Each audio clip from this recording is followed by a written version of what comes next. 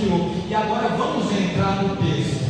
Quando Jesus Cristo, ele ressuscita ao terceiro dia, a palavra do Senhor nos garante que ele passou 40 dias com os seus discípulos, tratando a respeito daquilo que era o reino de Deus. Os discípulos viram ele, e após tudo isso, Jesus Cristo ele deixou mandamentos para os seus discípulos. E aqui eu mostro para você, quando Jesus estava próximo de ser assunto ao céu, ele estava em uma mesa. E quando ele estava nessa mesa, se você quiser acompanhar Atos capítulo de número 1, verso de número 4, enquanto Jesus Cristo estava nessa mesa, ele deu um mandamento para os seus discípulos. Ele deixou uma palavra para aqueles que estavam na mesa. Ele ordenou: não partam de Jerusalém, até que do alto vocês sejam revestidos de poder. E essa promessa deixada por Jesus Cristo, ela é muito bem evidenciada no nosso meio. E você, meu irmão, pode me ajudar em nome de Jesus, entrar com o fundo pentecostal aí, deixa Deus usar. E essa promessa de Jesus Cristo, que ele deixou estando na mesa, nós tratamos muito acerca dessa promessa por causa da geografia. Por qual motivo, pregador? Porque a geografia era clara: fiquem em Jerusalém, até que no alto vocês sejam revestidos de poder. Mas o ponto principal é: Jesus Cristo ele não deixa a promessa estando em qualquer lugar. Jesus Cristo ele não deixa a promessa de Pentecostes estando em qualquer geografia. Lembra que eu te falei que enquanto ele estava na mesa com seus discípulos, ele dá o mandamento? Uma mesa, muito bem, você conhece, quando você está na tua casa, significa um local de comunhão, um local onde você tem um livre acesso para tratar a respeito daquilo que é da tua vontade. Uma mesa significa um ajuntamento de pessoas que estão ali para um propósito que era a refeição. Mas Jesus Cristo ele não trata somente de um alimento terrestre, e ele evidenciou isso em todo o seu ministério. Isso eu quero ser enfático em dizer que enquanto eles estão na mesa, eu posso até ilustrar vocês agora nesse momento, todos bonitos, cheios do Espírito Santo, assentados. Nós só não temos uma mesa, mas todos estão reunidos em comunhão. Para qual motivo estamos reunindo o pregador? Se esse crente já está do seu lado, ele ainda não entendeu, você vai pegar na mão dele e falar agora nesse momento: pega na mão dele, fale assim: nós estamos reunidos não para uma refeição qualquer, mas para o alimento que vem do céu. O alimento de Jesus Cristo, naquele momento, ele deixou claro que era fazer a vontade do Pai. Mas Jesus Cristo não dá mandamento para ninguém sem que as pessoas estejam posicionadas em comunhão com Ele. Eu vim te dizer nessa noite para você: quer receber algo da parte de Jesus Cristo? É noite de comunhão com Ele, é noite da mesa do Senhor. Mas eu não estou vendo o alimento, é porque você está olhando com os olhos terrenos. O alimento é depois, uma pizza tu compra lá fora, mas aqui é a palavra do Senhor, a palavra viva que tomou forma de carne, o que dá mandamento para quem permanece em comunhão.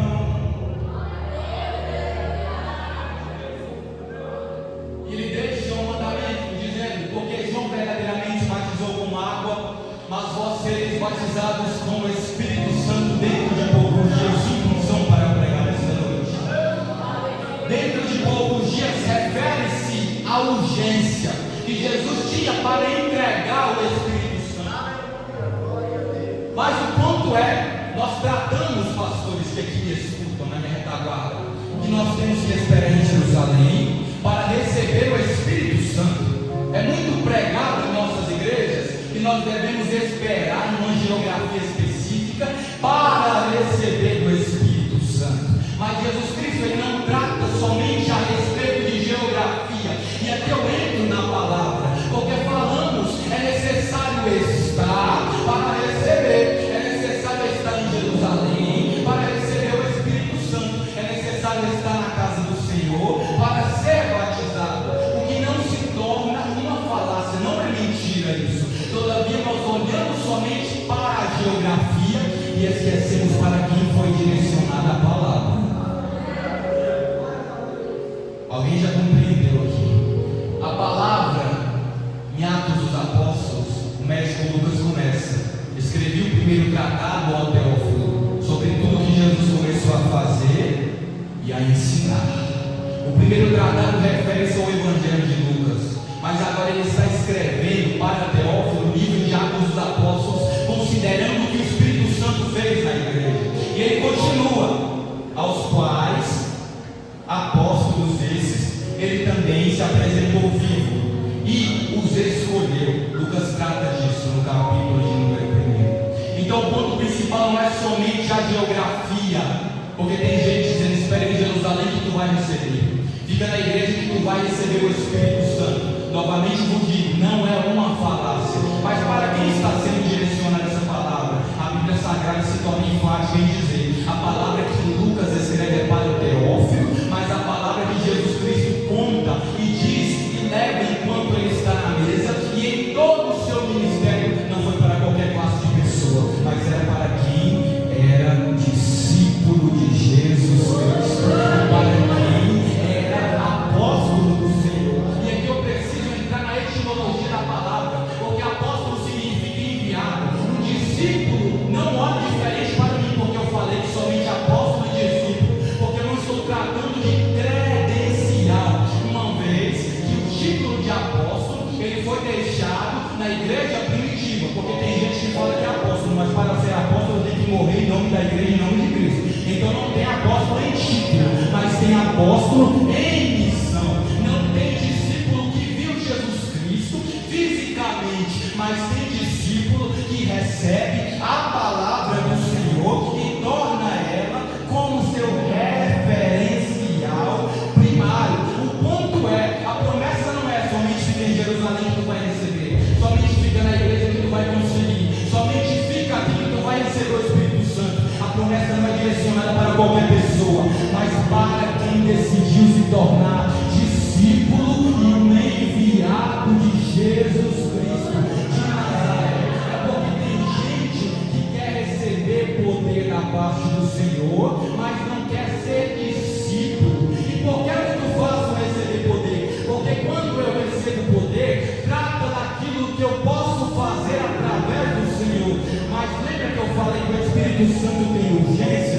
Então o Espírito Santo não é sobre você desejar para realizar algo através dele, mas é sobretudo ter uma necessidade dele tomar você, para que tu seja primeiramente transformado por ele. Não tem como ser enviado sem ser transformado, não tem como receber da parte do Espírito Santo sem antes se tornar discípulo. É porque nos dias atuais tem se disseminado uma falsa teologia dentro de igrejas inclusivas, que tu pode ser o que tu quiser, andar do jeito que tu quiser, fazer o que tu quiser, tratar as pessoas do jeito que tu quiser. Ah, Espírito de Pedro, mas é ignorância. Mas tu não pode fazer o que tu quiser. Não posso, pregador, não pode. Primeiro de Pedro dizia: vocês são eleitos segundo a presciência de Deus. É que Deus, pela eternidade dele, ele olhou anteriormente para você e te escolheu mesmo antes de haver mundo. Então eu vim para profetizar através não de uma, mas da palavra do Senhor. E quem quiser receber da parte do Espírito Santo, nessa noite se posiciona, se torna discípulo, esteja na mesa, pregador. Mas eu peguei no dia de hoje, a mesa não é lugar para a pessoa perfeita, mas para a pessoa disposta. A mesa não é lugar para a pessoa santa, natureza divina, mas pecadores que decidiram voltar-se para o único dono de toda a salvação.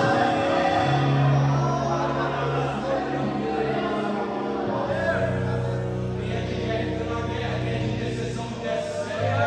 O Espírito Santo está na casa da comunhão. Jesus ele deixa a promessa: não fiquem somente em Jerusalém, mas sejam discípulos. Tem gente que quer estar, mas não quer ser. Tem gente que quer permanecer, mas não quer se tornar.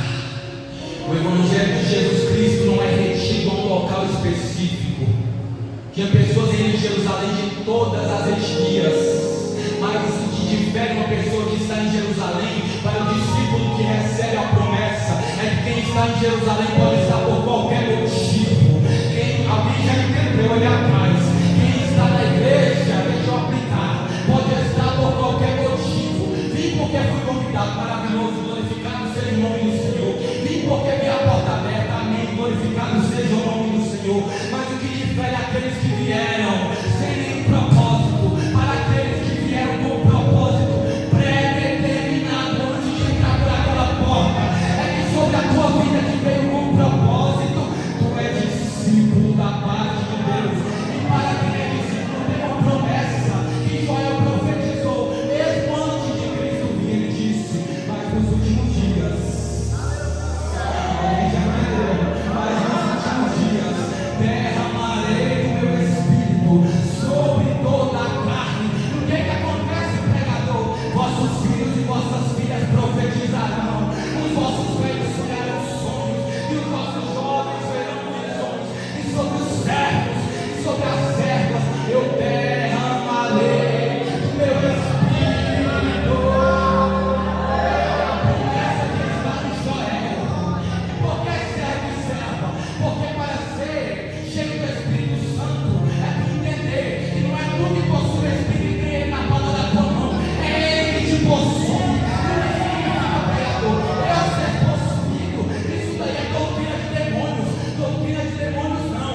Mas quando tu compra algum objeto, quando tu compra um carro, tu possui, ele não possui, porque ele te comprou. Agora eu vou aplicar, alguém vai entender. Se não entender, tudo bem, eu vou continuar pregando Bíblia. Mas se eu compro um carro e eu possuo ele, se eu compro algo e eu possuo ele, porque Jesus Cristo te comprou e você não permite ele te possuir. Porque Jesus Cristo te salvou da cruz do Calvário e você ainda não se entregou para ele. É noite de ser discípulo do Senhor, é noite de comunhão na casa, é noite do Espírito Santo encher a igreja.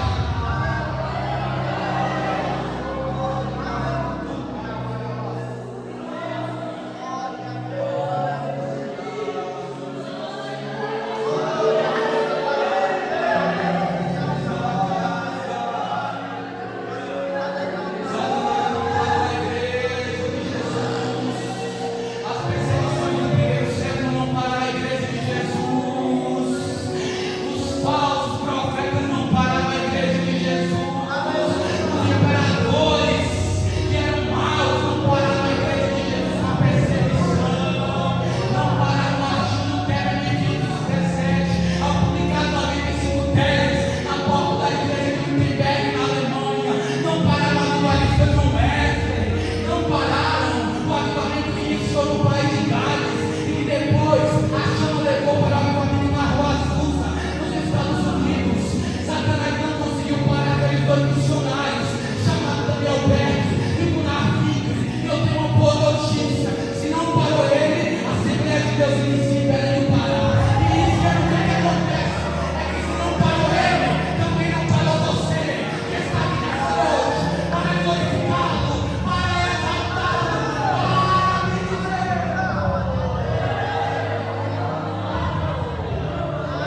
Então manifesta o teu crente, Timóteo. Abre o teu crente, Timóteo. Seja usado nessa noite. E a promessa ela foi deixada. Mas como deixaram a promessa, eles estavam na mesa. Depois de eles estarem na mesa, eles olham para Jesus e falam: mas mestre, quando o Senhor vai restaurar esse templo? A Israel, olhe o posicionamento dos discípulos. Acabaram de receber a promessa do Espírito Santo. O que acontecia para pessoas específicas, o Espírito Santo possuía no Antigo Testamento. Agora eles têm a promessa completa. Olha o que eles estão fazendo. Não perguntando sobre o que é celestial, mas mestre, quando que o Senhor vai realizar esse templo, a reconstrução do reino de Israel? Isso era uma falsa esperança que muitos judeus esperavam da parte de Deus, de ser o Messias e viria trazer uma paz física, Mas Jesus Cristo, como os profetas falavam, não era esse. E enquanto eles estão com esse posicionamento, olha o que Jesus disse para eles: não pertence a vós saber tempos ou épocas que o Pai estabeleceu pelo seu próprio poder. Então o Pai estabelece tudo pelo seu próprio. Não separe de gracinha. O Pai estabelece tudo pelo seu próprio. Mais uma vez, você é cheio do Espírito Santo. O Pai estabelece tudo pelo seu próprio poder.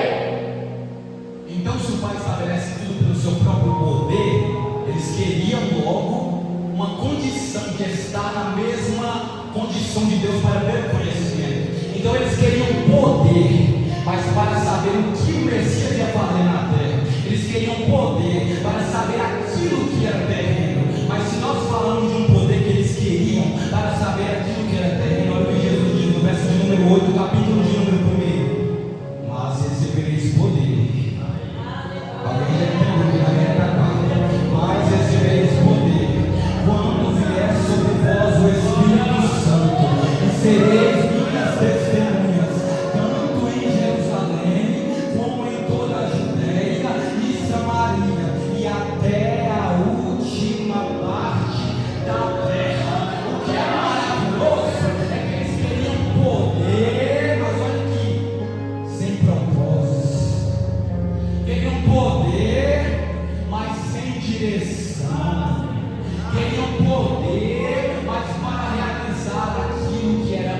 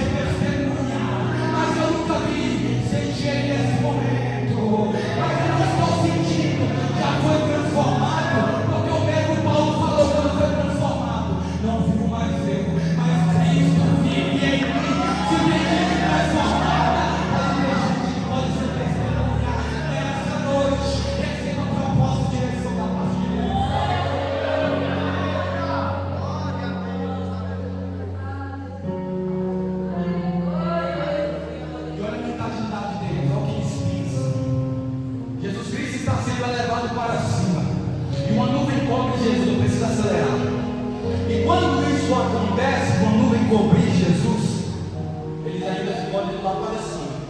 Porque Jesus, depois de ver isso, ele sobe, mas olha o que diz a Bíblia: e uma nuvem ocultou, o encobriu. E enquanto eles olhavam firmemente para o céu, enquanto eles subiam, apareceu 2 anjos. Aí eles olham: rapaz, varões galileus, homens da Galileia, por que vocês estão parados olhando para cima? Uma pessoa que acabou de ser cheia do propósito da parte de Deus, eles receberam poder para testemunhar. Jesus sobe, e eu até entendo eles, mas Jesus sobe uma nuvem oculta, eles ficam assim. Vai acontecer hoje? Fala aí, Pedrão, o que tu acha, Pedrão? Pergunta para Mateus, olha, e fica olhando, ó, aí, ó. Será que desce? Será que vem? E ficam olhando.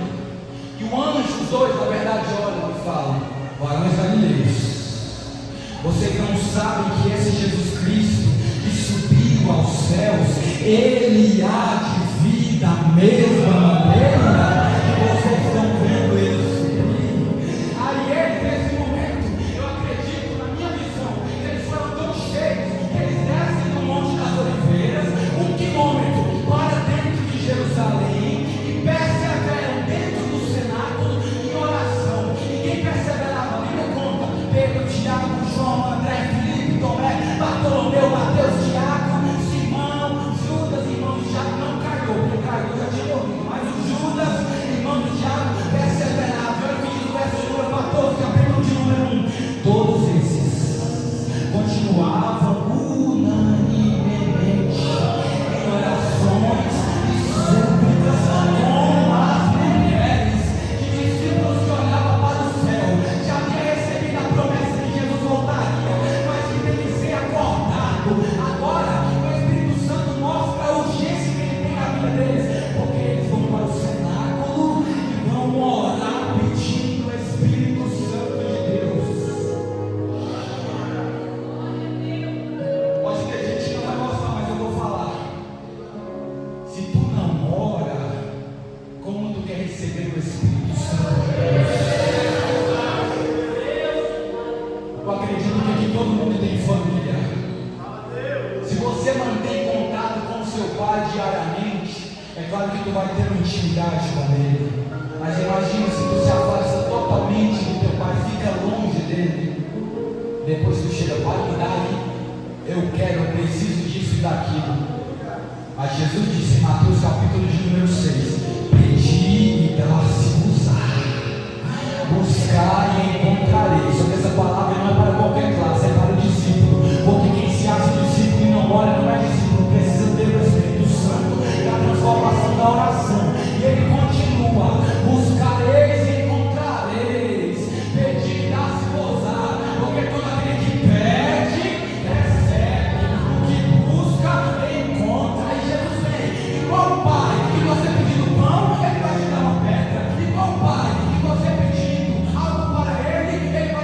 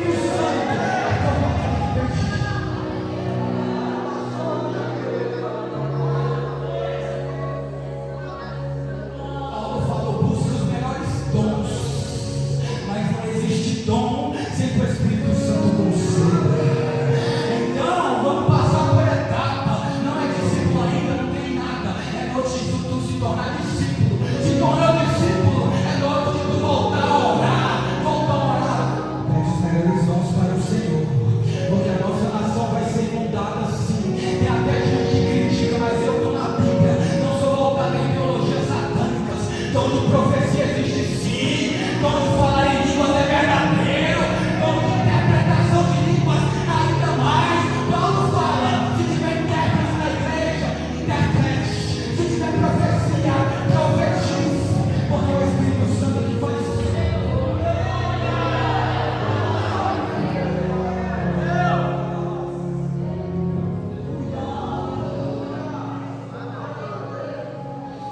Depois que acontece isso, eu preciso acelerar. Jesus amado. Chega Pedro se levanta. O microfone de mim. Pedro se levanta no meio daqueles varões, no meio daquelas pessoas.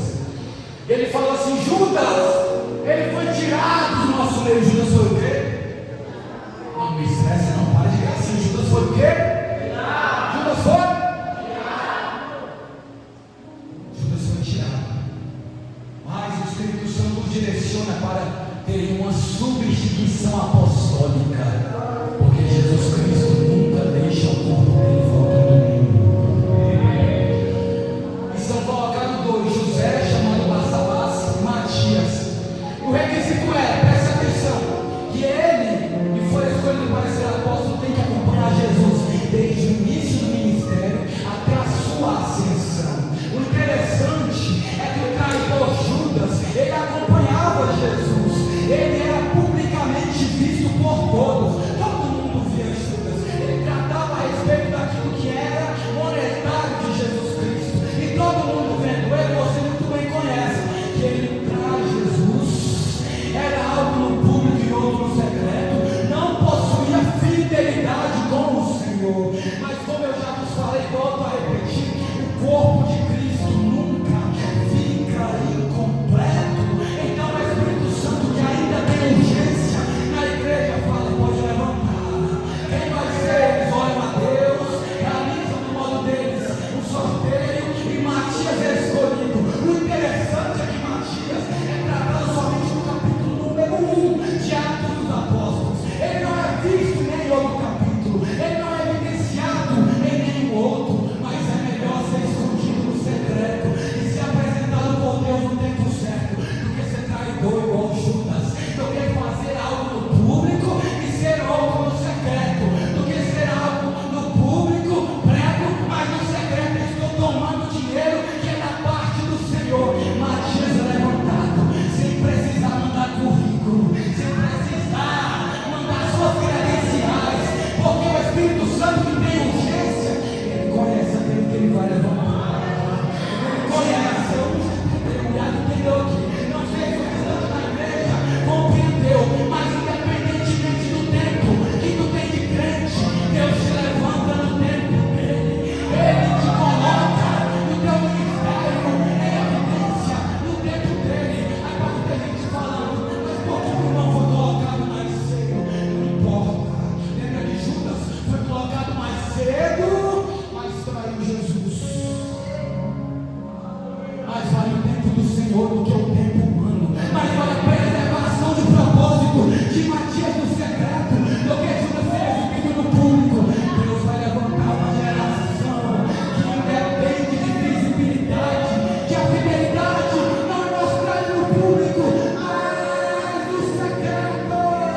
Tem gente aqui que recebe essa palavra, movimenta, faz algo, glorifica ele, evidencia que você está no mundo de revelação.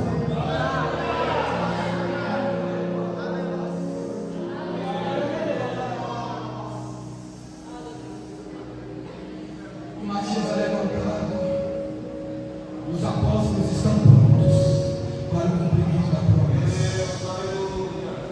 Aí chega o capítulo de número 2.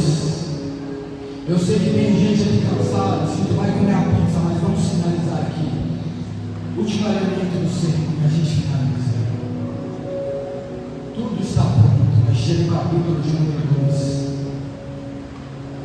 Tudo está organizado, todos os discípulos e apóstolos estão perseverando, mas eles não perseveram de qualquer modo. Aqui eu trago um fato histórico, porque Jesus Cristo ressuscita ao terceiro dia, passa 40 dias, quantos?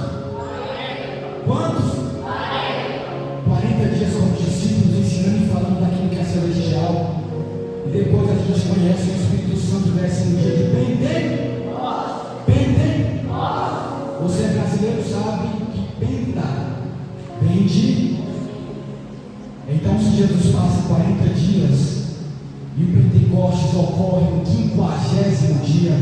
eles perseveram no Senado no primeiro dia, e que muitos recebem a promessa, mas somente 120 recebem ela da parte de Deus. O segundo dia já sai mais uma parcela, o terceiro dia eles continuam orando, tem gente saindo, quarto dia tem gente ainda perseverando. Pedro, Mateus persevera buscando com Maria, quarto, quinto, sexto, sétimo, oitavo, nono dia, eles e elas buscam a promessa que o Senhor concedeu sem resistir. Podia ter até alguém que falou: vou sair porque a promessa demorou, mas a promessa que Deus faz é realiza no tempo dele.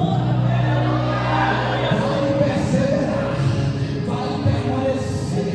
E quando esperam um bom dia, a palavra do Senhor que diz, no 10º dia, que dia é esse? 50º dia de Pentecostes, a Bíblia diz: e se você for espiritual, se você for pentecostal, porque eu estou pregando para ninguém frio nesse momento, você possui o selo do Espírito, que você é selado quando ele vir, é o Espírito que te sobe para as nuvens. Então manifesta o Espírito Santo nesse momento. Por que, pregador? Porque quando o dia de Pentecostes chegou completamente, todos eles estavam unânimes em um lugar igual vocês estão, e de repente um som do céu, como uma rajada de vento impetuoso, encheu toda a casa onde eles estavam assentados, e lá apareceram línguas repartidas como que de fogo, que pousou sobre o canto deles. Só pousa aquilo que vem de cima, só pousa aquilo que é celestial.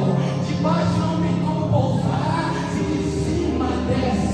Então, se tem gente esperando algo de baixo, eu te digo: me perdoe, não vai vir nada. Mas quem não espera, pousar algo de cima, repartidas como que de fogo existe. E o que aconteceu, pregador? Vamos para o texto. E todos foram cheios do Espírito Santo e começaram a falar em outras línguas, conforme o Espírito Santo nos concedia que falasse. Aí os discípulos estavam cheios do Espírito Santo, como vocês têm essa noite aqui ao final desse. E se levanta alguns homens e se maravilham daquilo.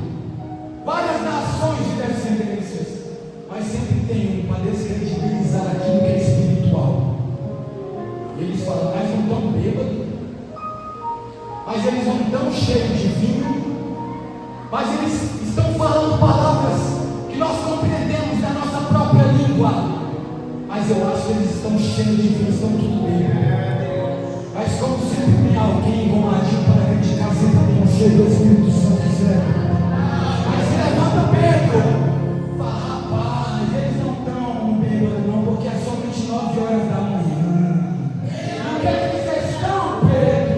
O que está acontecendo? Isso daí foi a profecia que Joel deixou, que nos últimos dias ele derramaria do Espírito Santo sobre toda a carne. Aí, como todo pregador chega ao Espírito Santo, ele faz uma pregação de Davi até Jesus, mostrando Davi, ele procede da linhagem do trono